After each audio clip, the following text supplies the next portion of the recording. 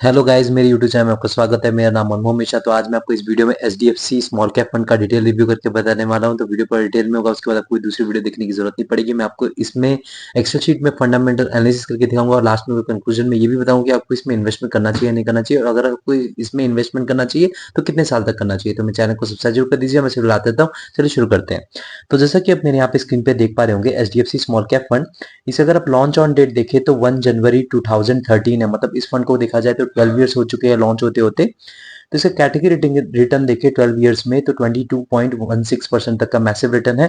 लेकिन इस फंड का अगर आप रिटर्न देखिए 12 इयर्स में तो 20.98% तक का रिटर्न है। मतलब देखा जाए तो 21% आप इसको राउंड ऑफ कर सकते हैं। और जो इस फंड का कैटेगरी का कंपेयर करें तो 22% तक का रिटर्न है। तो आप देख पा रहे हैं कि मतलब 1% से ये पीछे रह गया है, कैटेगरी बीटिंग रिटर्न नहीं है। तो डेफिनेटली यहाँ पे मैं एक नेगेटिव फीडबैक दूंगा। जी हाँ, 12 साल तक कंटिन्यूसली आपको 21% तक का रिटर्न दे रहा है, वो अपने आप में बहुत अच्छा होता है। लेकिन यहाँ पे कैटेगरी बीटिंग रिटर्न होना थोड़ा जरूरी हो जाता है, उसी से हम प्रेडिक्ट कर पाते हैं कि हाँ ये म्यूचुअल फंड अच्छा है या नहीं है। लेकिन हाँ, पूरा वीडियो देखिएगा, क्योंकि देखिए अगर यहाँ पे जो डिफरेंस है ना सिर्फ 1% का है। अगर यहाँ पे रिस्क बहुत ज्यादा कम ले रखा है, मतलब आज कंपेयर टू इट्स कैटेगरी, और रिटर्न इतना दे रखा है, तो ये जो नेगेटिव फीडबैक है वो भी पॉजिटिविटी में कन्वर्ट हो सकता है। तो आप पूरा यहाँ पे डिटेल में देखिएगा कि रिस्क और रिटर्न रेशियो क्या है। सब कुछ मैंने यहाँ पे डिटेल में बता रखा है, अभी आगे हम उसके बारे में डिस्कस करेंगे। तो आप पूरा देख के ही एग्जिट मारिएगा। तो यहाँ पे मान लीजिए कैटेगरी रिटर्न की बात करें तो 5 साल में तो इसका 29.36% तक का रिटर्न है। लेकिन इस फंड का अगर आप रिटर्न देखिए तो 30.72% का रिटर्न है। मतलब अगर आप 5 साल का रिटर्न देखिए तो इसने कैटेगरी बीटिंग रिटर्न दे रखा है। लेकिन अगर ऑल टाइम देखिए तो कैटेगरी बीटिंग रिटर्न नहीं दे पाया, 1% के करीब करीब से पीछे रह चुका है। तो इस बेसिस पे देखा जाए तो यहाँ पे मैं थोड़ा सा नेगेटिव फीडबैक दूंगा, क्योंकि ऑल टाइम पे ही हम कंपेयर करेंगे। तो ऑल टाइम में यहाँ पे ज्यादा नेगेटिविटी नहीं है, लेकिन थोड़ा सा नेगेटिव फीडबैक रहेगा।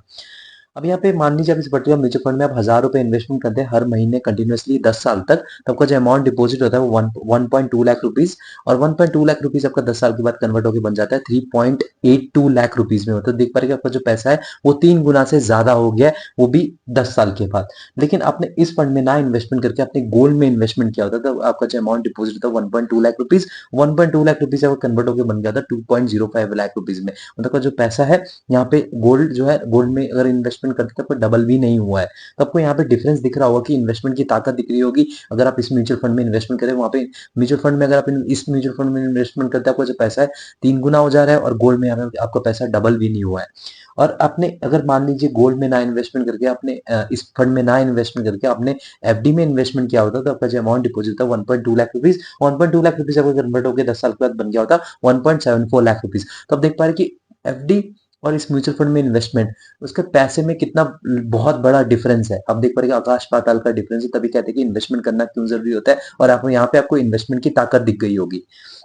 अब रिस्क वर्सेस कैटेगरी की बात करें तो यहाँ पे रिस्क जो है बिलो एवरेज आपका रिटर्न दे रखा है। तो देखिए रिस्क वर्सेस कैटेगरी यहाँ पे देखा जाए तो बिलो एवरेज है, और रिटर्न वर्सेस कैटेगरी देखिए तो अबव एवरेज है। तो यहाँ पे थोड़ा सा मैं एक चीज बता दूं कि यहाँ पे इस चीज को कैसे हम एक्सप्लेनेशन देंगे, तो मैं आपको नीचे बताता हूँ रिस्क एंड रिटर्न रेशियो में। तो रिस्क एंड रिटर्न रेशियो की बात करें तो यहाँ पे 3 साल का, लास्ट 3 साल का मैंने डेटा निकाल रखा है, उस बेसिस पर हम जज करेंगे कि कैसे रिस्क को एडजस्ट करके आपको रिटर्न देता है। तो यहाँ पे दो पैरामीटर्स ले रखे हैं, कि बीटा है, एक स्टैंडर्ड डिविएशन है। तो बीटा बेसिकली क्या होता है कि देखिए आपका ये बताता है कि volatility with respect to its benchmark. जी हाँ, बेंचमार्क के कंपैरिजन में कितना पर्टिकुलर फंड वॉलेटाइल है। तो यहाँ पे देखा जाए अगर ये 1 से नीचे उसे ठीक ठाक माना जाता है, तो इस फंड का अगर आप देखा जाए तो 0.85 है, और कैटेगरी देखा जाए 0.81 है। तो इसको ओवरऑल देखा जाए तो इसने अपने कैटेगरी से ज्यादा रिस्क ले रखा है, और रिटर्न भी कैटेगरी से कम दे रखा है। तो यहाँ पे डेफिनेटली एक नेगेटिव फीडबैक रहेगा, क्योंकि वॉलेटिलिटी आपको ज्यादा देखने को मिलेगी as compare to its category इस पर्टिकुलर म्यूचुअल फंड में।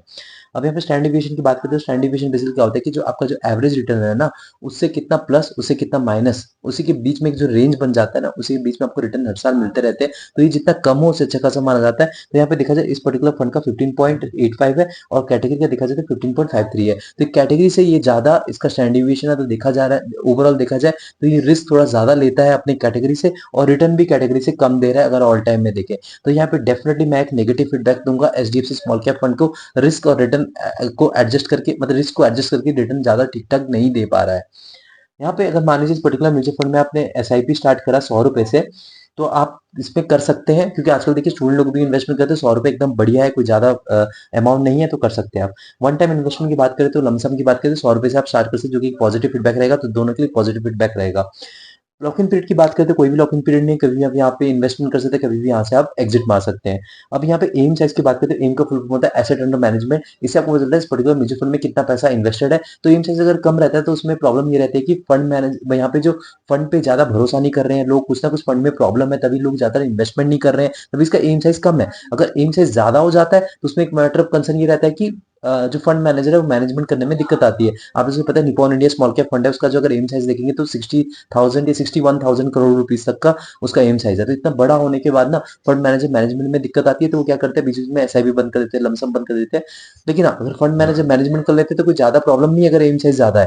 लेकिन अगर एम साइज कम है तो डेफिनेटली वहां मैटर ऑफ कंसर्न है, क्योंकि वहां पे कुछ ना कुछ प्रॉब्लम है, तभी लोग ज्यादा भरोसा नहीं कर रहे हैं, इन्वेस्टमेंट नहीं कर रहे हैं, तो कुछ ना कुछ वहां पे हो रहा है। लेकिन यहाँ पे एम साइज की बात करें तो मैं आपको बता रहा हूँ, अगर आपका फंड 10 साल से ज्यादा पुराना है और 15 साल से के बीच में है, तो आपका एम साइज 10,000 करोड़ रुपए से लेकर 30,000 करोड़ रुपए के बीच में हो तो उससे अच्छा खासा माना जाता है। तो यहाँ पे आपका 33,504 करोड़ रुपए है, तो इसको डेफिनेटली मैं एक पॉजिटिव फीडबैक दूंगा, क्योंकि अच्छा खासा एम साइज है, कोई ना तो ज्यादा है ना तो कम है, ठीक ठाक सा एम साइज, उसको कंसिडर कर सकते हैं, क्योंकि आप उसको बॉर्डर लाइन ही मान सकते हैं। और दूसरा एक्सपेंस रेशियो की बात करें तो एक्सपेंस रेशियो देखिए, आप तो दिमाग लगा नहीं रहे, दिमाग लगाने वाले कौन है, आपके fund manager. Fund manager fundamental analysis करते हैं स्टॉक्स के और आपके म्यूचुअल फंड में ऐड करते हैं और आपको रिटर्न दिलवाते हैं। तो यहाँ पे डेफिनेटली आपको एक मैनेजमेंट फीस देना पड़ता है, क्योंकि देखिए वो दिमाग लगा रहे हैं, वो फंडामेंटल एनालिसिस कर रहे हैं। तो यहाँ पे आपको आपको एज ए फीस जब देना पड़ता है तो वहां का 1% से नीचे होना बहुत जरूरी हो जाता है। 1% से नीचे, क्योंकि देखिए लॉन्ग रन में ना 1% भी अगर आप प्रॉफिट का हिस्सा दे रहे हैं ना एज ए मैनेजमेंट फीस, तो वो भी आपका लाखों करोड़ों का डिफरेंस बन जाता है। जब आप 15, मैं नहीं चाहते 15-20 साल तक आप इन्वेस्टेड रह रहे हैं और 15-20 साल के बाद आप लाखों crore rupees as a management fees पे कर रहे हैं, तो ये चीज अच्छी नहीं होती। तो इसमें क्या होगा, अगर आपका मैंने जो क्राइटेरिया सेट करे 0.7% से नीचे, से अच्छा खासा माना जाता है। तो देखिए 0.8%, 0.9% या 1% भी हो ना, लॉन्ग टर्म में लाखों करोड़ों का डिफरेंस बन जाता है। तो यहाँ पे देखा जाए इस फंड का 0.7%, जो कि एकदम बढ़िया है, पॉजिटिव फीडबैक रहेगा, आसपास ही है। तो पॉजिटिव फीडबैक रहेगा एक्सपेंस के मामले में। टैक्स इन्फॉर्मेशन की बात करें, अगर मान लीजिए 1 साल से पहले आप प्रॉफिट बुकिंग करके एग्जिट मार लेते हो, 20% का टैक्स देना पड़ेगा प्रॉफिट पे। अगर 1 साल के बाद आप एग्जिट मारते हैं तो आपको 12.5% तक का टैक्स देना पड़ेगा प्रॉफिट पे। अगर आप 1 साल से पहले एग्जिट मारते हैं आपको 1% का एग्जिट लोड देना पड़ेगा। 1 साल के बाद आप एग्जिट मारते हैं तो एग्जिट लोड देने की कोई जरूरत नहीं है। यहाँ पे सबसे मेन बात करते हैं वो मार्केट कैपिटल।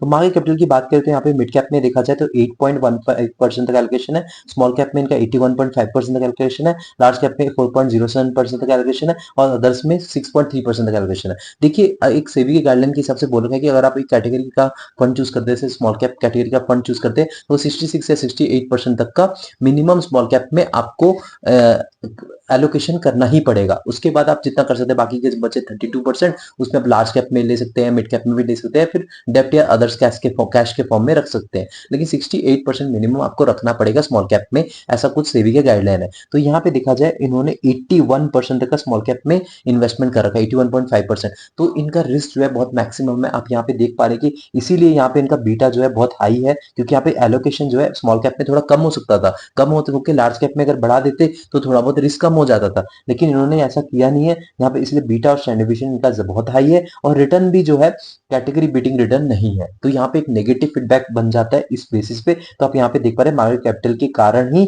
इनका रिस्क ज्यादा बना हुआ है, इसीलिए यहाँ पे प्रॉब्लम है। तो यहाँ पे मार्केट कैपिटल के बारे में यहाँ पे नेगेटिव फीडबैक ही रहेगा। और यहाँ पे सेक्टर एलोकेशन की बात करें, यहाँ पे इंडस्ट्रियल सेक्टर में 27.04% तक एलोकेशन है, कंज्यूमर साइकिल में 19.40% तक एलोकेशन है, टेक्नोलॉजी सेक्टर में 16.35% तक एलोकेशन है, हेल्थ केयर सेक्टर में 12.59% तक एलोकेशन है, फाइनेंशियल सर्विसेज में 11.36% तक एलोकेशन है, बेसिक मेटल्स में 7.62% तक एलोकेशन है, कम्युनिकेशन सर्विसेज में 2.89% तक एलोकेशन है और कंज्यूमर डिफेंसिव में 2.31% तक एलोकेशन है। तो एलोकेशन के मामले में देखा जाए तो इनके जो पांच के ऊपर के जो 5 सेक्टर्स है ना, industrials, consumer cycle, technology, health care और फाइनेंशियल सर्विसेज, अगर ये 5 सेक्टर अच्छा खासा परफॉर्मेंस देता है, कोई पर्टिकुलर म्यूचुअल फंड भी अच्छा खासा रिटर्न देगा। तो यहाँ पे एक जरूरी चीज आपको पता चल जाती है कि डाइवर्सिफिकेशन के मामले में एकदम बढ़िया अगर सेक्टरल डाइवर्सिफिकेशन की बात करें तो। फंड मैनेजर्स की बात करें तो यहाँ पे चिराग सेतलवड़ एक फंड मैनेजर, इनका एक्सपीरियंस है 17.73 इयर्स का। सेकंड जो है आपका ध्रुव मुच्छल, इनका एक्सपीरियंस है 1.51 इयर्स का। तो देखा जाए मैं आपको एक चीज बता दूं कि एक फंड मैनेजर ना एक्सपीरियंस होना जरूरी होता है, क्योंकि देखिए आप उनकी पास्ट हिस्ट्री ट्रैक कर सकते हैं, पास्ट में उन्होंने कैसा रिटर्न दिलवा रखा है, उनकी स्ट्रैटेजी क्या होती है। तो उसमें क्या कि आप जब इन्वेस्टमेंट करेंगे तो आप भी कॉन्फिडेंट रहेंगे कि हाँ मैंने एक एक्सपीरियंस फंड मैनेजर के हाथ में मैंने अपना पैसा दे रखा है, इन्होंने पास्ट में ऐसी स्ट्रैटेजी फॉलो कर रखी थी और पास्ट में ऐसा रिटर्न दिलवा रखा था। तो ये थोड़ा जरूरी हो जाता है। तो यहाँ यहाँ पे एक पॉजिटिव फीडबैक रहेगा, एक एक्सपीरियंस फंड मैनेजर है और ये बहुत ज्यादा एक्सपीरियंस आप देख रहे हैं 17.73 ईयर्स का। और सेकंड जो है ध्रुव मुचल, इनका भी एक्सपीरियंस बढ़िया है, 1.5 साल तक है।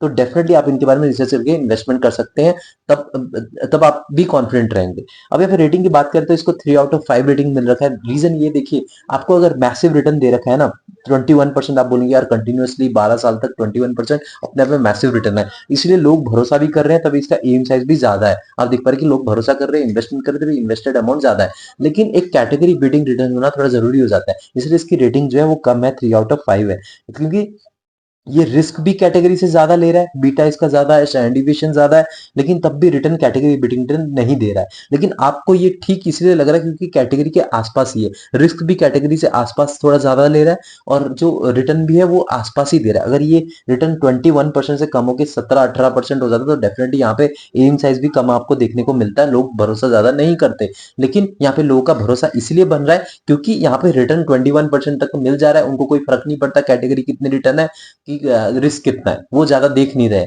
लेकिन यहाँ पे डेफिनेटली मैं आपको बताऊं कैटेगरी बीटिंग रिटर्न होना जरूरी होता है, उसी से आप जज कर पाते हैं कि पर्टिकुलर म्यूचुअल फंड में दम है या नहीं है। सिर्फ रिटर्न मत देखिए क्योंकि आप वो वॉलेटिलिटी फेस कर रहे हैं। मैं आपको वॉलेटिलिटी मतलब क्या है, देखिए अगर आप 5 साल के बीच में या 10 साल तक आप वेट कर रहे हैं, बीच में आपको पैसे की जरूरत पड़ गई और आपका देखा जाए मार्केट वहां पे डाउन है, आप तब मुश्किलात सामना मतलब मुश्किल हालात को सामना करके आप उसमें पैसे नहीं निकाल रहे, रिडीम नहीं कर रहे हैं क्योंकि आपका मार्केट डाउन है। तो तब आप वो चीज सिचुएशन फेस करके आप निकल के 10 साल के बाद आए हैं तो आपको एक अच्छा रिवॉर्ड मिलना जरूरी हो जाता है। इससे अच्छा तो यार अगर आपका ये नहीं देखना है, वॉलिडिटी ज्यादा नहीं देखना, तो आप जाकर निफ्टी इंडेक्स फंड में लगा दिए पैसा, या फिर आप अपना लार्ज कैप फंड में लगाइए जिसमें आपको 16-17% तो मिल ही जाते हैं रिटर्न। तो ये थोड़ा जरूरी हो जाता है कैटेगरी बीटिंग रिटर्न होना। तो इसीलिए यहाँ पे देखा जाए तो थोड़ा सा नेगेटिव फीडबैक रहेगा, लेकिन ओवरऑल देखा जाए मैं इसको एक एवरेज सा फंड बोलूंगा, ना तो बुरा ना तो ज्यादा, क्योंकि इसका जो रिटर्न है वो लगभग आसपास ही है कैटेगरी के और रिस्क थोड़ा सा ज्यादा है। तो डेफिनेटली मैं इसको एवरेज सा फीडबैक दूंगा, ना तो ज्यादा अच्छा ना तो बुरा, एक एवरेज सा फंड आप इसको कंसिडर कर सकते हैं। तो अगर आप इसमें इन्वेस्टमेंट करेंगे तो आपको खुद रिसर्च करके इन्वेस्टमेंट करना, ये नहीं कि मैंने बोल दिया आपने जा भाग के इन्वेस्टमेंट कर दिया, ऐसा कभी मत करिएगा। दूसरी चीज, आप इसमें इन्वेस्टमेंट करेंगे तो आपका टाइम फ्रेम 7 से 10 साल होना चाहिए, आपका रिस्क एपिटाइट बहुत हाई होना चाहिए क्योंकि स्मॉल कैप कैटेगरी का फंड है। इसमें 81% तक का एलोकेशन आप देख पा रहे हैं, 81.5% स्मॉल कैप है। अगर आप मिड कैप के भी जोड़ दे, मिड कैप में भी रिस्क रहता है क्योंकि मिडिल बेस कंपनी होती है, तो आपका कम से कम 90% के ऊपर हो जाएगा रिस्की फंड। तो डेफिनेटली ये बहुत ज्यादा रिस्की फंड है। तो आप अगर इसमें इन्वेस्टमेंट करेंगे तो आपको टाइम फ्रेम 7 से 10 साल होना चाहिए, बीच में आपको पैसे की जरूरत पड़े तब भी आप नहीं निकालेंगे, ऐसा सोच के आपको इन्वेस्टमेंट करना है। और सारा पैसा इस पर्टिकुलर म्यूचुअल फंड में नहीं लगाना है, कुछ दूसरे म्यूचुअल फंड भी रिसर्च करिए, स्मॉल कैप में भी बहुत अच्छे खासे स्मॉल कैप म्यूचुअल फंड आपको मिल जाएंगे जो इससे बेहतरीन रिटर्न भी देते हैं और रिस्क को भी एडजस्ट करते हैं। तो उस बेसिस पे देखा जाए तो मैं आपको ये ना तो बुरा म्यूचुअल फंड बताऊंगा ना तो अच्छा म्यूचुअल फंड बताऊंगा, एक एवरेज सा म्यूचुअल फंड बताऊंगा, आप इन्वेस्टमेंट करें। लेकिन हाँ, खुद आप रिसर्च करके इन्वेस्टमेंट करिएगा, यानी कि मैंने बोल दिया और आपने कर दिया, तो आप ये कभी भी उस चीज पे मत सोचिएगा, अपने पे ही कॉन्फिडेंट रखिएगा, अपने खुद रिसर्च पे कॉन्फिडेंट रहिएगा और फिर उस बेसिस पे ही इन्वेस्टमेंट करिएगा। तो मैं चैनल को सब्सक्राइब जरूर कर दीजिएगा, मैं लाता रहता हूँ। Thank you.